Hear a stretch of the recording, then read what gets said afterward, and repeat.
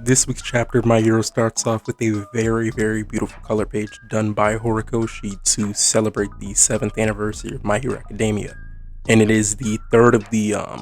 three color pages that we were promised to get for this entire event, and honestly, this is probably my favorite of the color pages. It's just so vibrant, it looks amazing, and Horikoshi really outdid himself with this one. We start off the chapter though with Kirishima, Aoyama, and Toru bringing back Dictator to Endeavour, which I was wondering where Kirishima was during the events of the battle that were going on in the past couple chapters, and it just turns out that he was bringing back Dictator just to make sure he didn't get away somehow, or maybe one of the other escapees could have airlifted him out or did something to get him out of there, so it's good that we got Dictator out of that situation. We even get a very cool line from Endeavour with him saying that the students won't be a hindrance to us, and this is basically him full-blown realizing that the students can do a lot of different things on their own and that he doesn't have to always be following them, or they don't always need adult supervision. They're their own heroes and they honestly can do what they think is right without having to check in first. And it's just really cool seeing that he finally realizes that all these students have been putting in work and they're self-sufficient now. They don't need pro heroes next to them all the time, since they are pro heroes right now. We cut back to where we were last week's chapter, where Deku is still stuck in the ice, and we have Todoroki talking to him, basically saying that it could full well be in All For One's plan to have Deku leave UA, go off, do his own thing, and then use that as a chance to attack UA and hurt everybody. So going by that logic, Todoroki's basically telling him that wouldn't it make more sense for you to come back to UA where you can protect us directly? And of course, Deku doesn't give in. He starts to remember how All For One told him that you're next, and he's thinking about All Might and Shigaraki and Nana and everybody else, and he tells them no, that this is a fight only he and All For One can do, and that everybody else shouldn't be getting involved. Specifically saying that all of them can't keep up with him, which is just him again not realizing that his classmates aren't exactly as weak as he thinks they are. And that's just really weird. It's almost as if Deku kind of has a little bit of an ego right here, but we know that it's just in his mind. He really does genuinely think that him hanging out with them and him being around them will get them in trouble, or get them killed, possibly, from All For One. Deku breaks out of the ice, and after that we see Suyu grab him and throw him around a bit into Mineta, and Mineta gets a moment in this chapter where he uses one of his abilities, Mineta Grape Chain, and he talks to Deku about how he never thought his power was all that unique, but what he admired about Deku was that even if Deku was scared in a cold sweat, he would always lead them to victory. But of course, this just isn't enough, and Deku still breaks out of this. We then see Deku do something very interesting. He combines the elasticity of Black Whip with 45% All For One and Fa Jin that we saw him use in the other chapter, and he's basically using himself as a slingshot to try and close the gap with everybody else completely. And it's very cool that he's combining his powers in this way. But Urarake jumps in and attempts to grab him before he can go, but Deku accomplishes it and he slingshots out of there, but the classmates still have a plan to catch up with him. This next part of the chapter I find very amazing. If the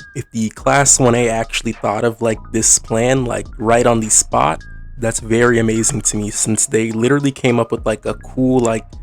basically a sled toboggan thing where they made it out of the Todoroki's ice. They're using some of the acid to also have them slip a bit more. They're using heat wave and flash freeze as a sort of cannon to push the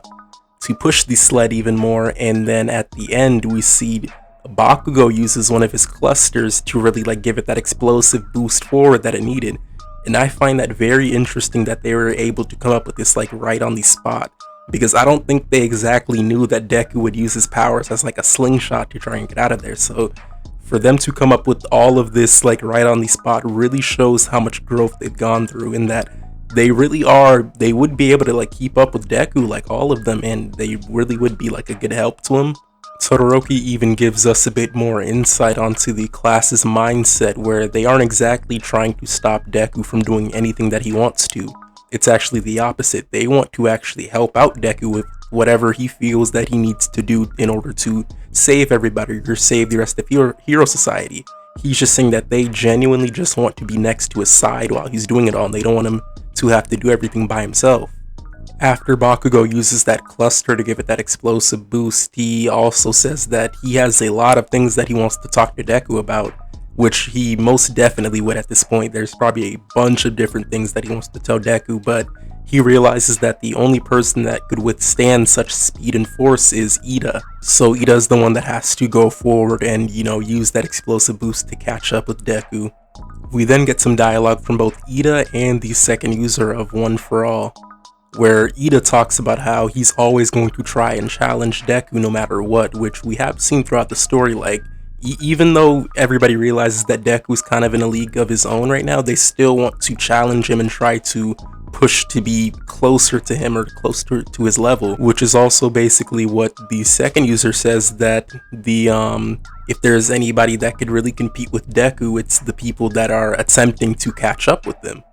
And Ida grabs a hold of Deku's hands, and we get a very emotional scene where we see Ida actually crying that he's finally been able to catch up with Deku, and he's telling Deku that it's a hero's job to be nosy and stick their nose in places that they're not supposed to. Deku also burst into tears after this, and that is the end of the chapter, and the ending message is that his hand reached for him, now Deku will, and it cuts off there, so we don't know exactly what Deku's going to do right now. This is a good spot to transition into talking about the 3 predictions that I had in the video I made yesterday, where I had 3 different ones, and I feel like none of the predictions that I had necessarily came true, but none of them actually didn't happen, since it kind of feels like it'll be next week's chapter where we really see if any of my 3 came true. Since this week, I guess this week's chapter was more so directed towards the 3rd prediction I had, where the class is going to be successful in bringing Deku back. But that ending message after this chapter where Deku will, and it kind of cuts off there, it kind of shows us that we don't really know exactly what Deku's going to do. And I still feel like there's a good chance that maybe Stain could get involved in this fight and maybe kind of kidnap Deku away or do something like that. I definitely think that the thing we think is going to happen isn't going to happen. I still really want my second prediction to come true, where we see Deku still go down this road of trying to work by himself and doing that with Stain. But if things go exactly how I feel like they are with this chapter, then we're going to get something more akin to the 3rd theory that I had, that the class is just going to be successful in bringing him back, and he's going to go back to UA, and they're going to kind of go from there. But I still think there is a big possibility that Stain will get involved, or just some other outside force, and we're not going to have that 3rd prediction come true where he goes back to UA just easily like that, which I still kind of feel like is going to happen. I definitely feel like you guys should watch the video that I made yesterday though, with all of the 3 predictions, since I really do feel strongly that one of those 3 is going to happen, but I genuinely want the second prediction to happen. But just if you just look at this chapter in specific and don't think about anything else, it would appear that maybe the 3rd prediction is going to happen where the class just brings him back, but I full well believe that that's not going to happen and that we're going to have something else happen next chapter. Definitely though, let me know what you guys thought of this chapter this week, and let me know what you guys think will happen in next week's chapter. I still want Deku to not necessarily go back to UA just yet, but that's just me. But let me know what you guys want to happen, and like the video if you liked it, subscribe, and I'll catch you guys later.